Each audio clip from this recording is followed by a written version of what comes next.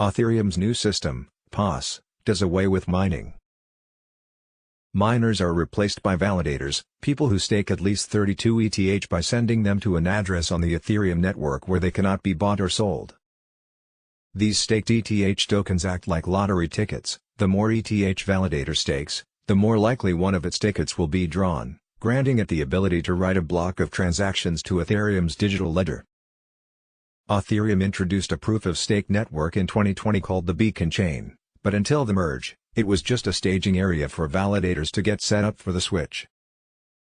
Ethereum's transition to proof-of-stake involved merging the Beacon Chain with Ethereum's main network. According to BICO, the energy consumption of proof-of-stake is not even a rounding error in terms of environmental impact. Some text goes here. Proof-of-stake is like running an app on your MacBook, he said. It's like running Slack. It's like running Google Chrome or running Netflix. Obviously, your MacBook plugs into the wall and uses electricity to run. Some text goes here, but no one thinks about the environmental impact of running Slack, right? Edgington pointed to the environmental impact of the merge upgrade as the benefit he is personally the most excited about. I feel very proud, that I'll be able to look back and say I've had a role to play in removing a megaton of carbon from the atmosphere every week. That's something that meaningfully affects my family and others, he said.